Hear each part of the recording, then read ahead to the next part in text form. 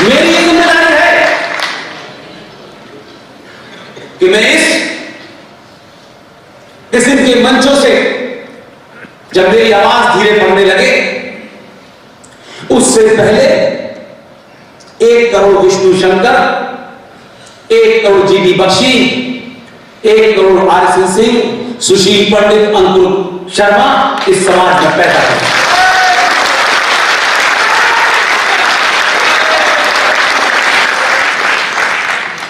यह बहुत अच्छा लगता है कहते में। एक विद्वान थे, उनके बाद कोई विद्वान पैदा ही नहीं हुआ। तेंदुलकर के बाद कोई तेंदुलकर नहीं पैदा हुआ। लता मंगेशकर के बाद कोई लता मंगेशकर नहीं पैदा हुई। इसमें किसका दोष है? लता मंगेशकर का दोष है कि उन्होंने अपने जीते जी 100 लता मंगेशकर को नहीं पैदा।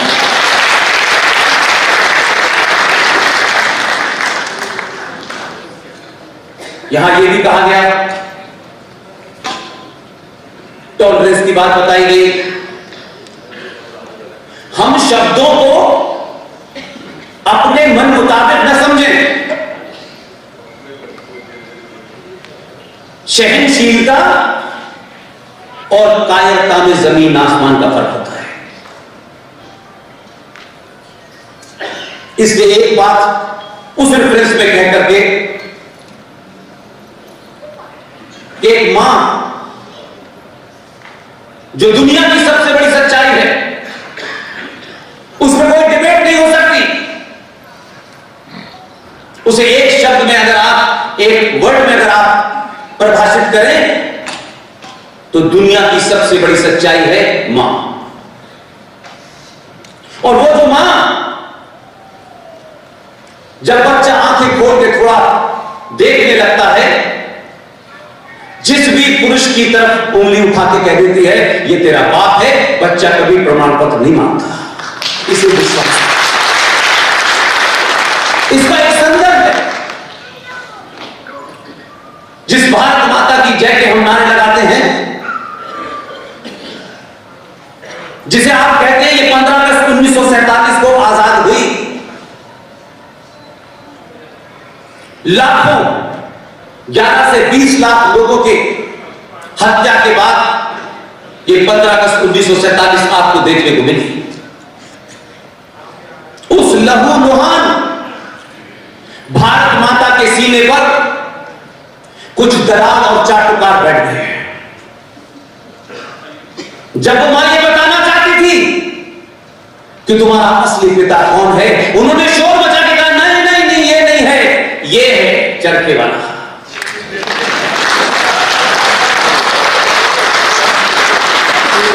अपने निजी जीवन में और राष्ट्र के जीवन में अगर आपको आपकी मां किसी गलत आदमी को पिता बता दे तो घर भी बर्बाद होता है और राष्ट्र भी बर्बाद होता है। ये बात एक संदर्भ में कहना चाहता हूं मैं। भले ही आज 70, 72, 75 साल होने वाले हो, हम जश्न मनाएं, लेकिन मैं इस बात से खुश हूं, हमारी जनरेशन ने मेजर जनरल जीडी बख्शी के नेतृत्व में एक लड़ाई लड़ी। हम उसके बहुत छोटे से सिपाही भी नहीं कह सकते। मेजर जीडी बख्शी ने सुभाष चंद्र बोस के बारे में जो कुछ भी सत्ताओं ने अपने स्वार्थ में छुपा के रखा था, सरकारों को बाध्य किया, उन डॉक्यूमेंट को डीक्लासिफाई किया, और उन डॉक्यूमेंट को डीक्लासिफाई करने के बाद आपको पता चला कि असली बात तो इस देश का सुभाष चंद्र बोस है।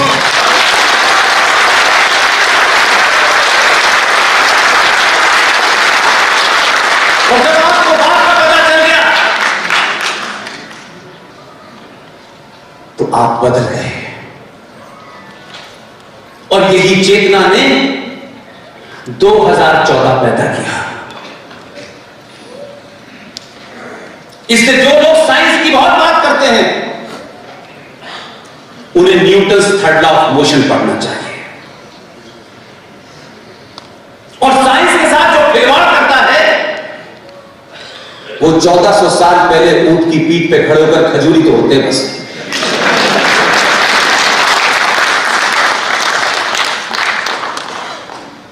इसलिए कि आपके तथाकथित राष्ट्रपिता ने Newton third law of motion जो था उसकी परिभाषा ही गलत बताई। फिजिक्स का Newton third law of motion कहता है every action there must be equal and opposite reaction. उन्होंने कहा कोई एक कार पे चाटा मारे तुम दूसरा आगे कर देना, वो न्यूटन थर्ड लॉ के खिलाफ चले गए। स्थिति इतनी जबरदस्त बदली कि 2014 में ऐसा चुना आपने जो Newton third law of motion को कहता है एक साथ दोनों गालों पे मारो।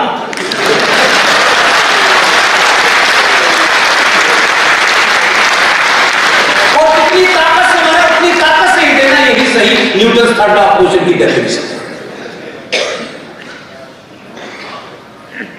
इसलिए मेरा सिर्फ इस बात से कभी मत घबराइएगा कि हमारा डीएनए क्या है। डीएनए की चिंता मत कीजिए। अर्जुन भी कर रहा था, लेकिन जब उसने बाण उठाया तो अपनों का ही नाश किया कि वो अधर्म के साथ खड़े थे। कृष्ण के भी कई रूप हैं, भगवान राम के भी कई रूप हैं, लेकिन भगवान राम का जो एक रूप है जो मैं देखता हूं पार्कों में, बड़े बड़े पंडालों में, भावनाओं से भरे हुए, ऐसी कथा भगवान राम जंगल से जा रहे थे, उनके पैर में कांटा लगा और मां सीता ने उसको निकाला। ऐसे लग रहा है जैसे दूरदर्शन का ये दायरे में लेकर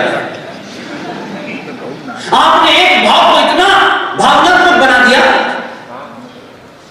कि चाहे कृष्ण हो चाहे राम हो, उनका एक पक्ष भावनात्मक तौर से आपने इतना बयान किया कि आप सिर्फ समझने लगे कि यही भगवान राम है। इसलिए मैंने कहा कि पवन गुरु होना इस देश में जरूरी है, गुरु घंटा से ज्यादा। उनकी भाषा, उनके तर्क से आपको समझ में आया होगा कि असली गुरु यही है। भगवान राम का वो पक्ष नहीं बताते कि जब वो समुद्र से कह रहे थे कि रास्ता दो, तो उसने कहा नहीं दूंगा। जब उन्होंने तीर कमान उठाया तो नतमस्तक होकर बोला था जल्दी बताइए।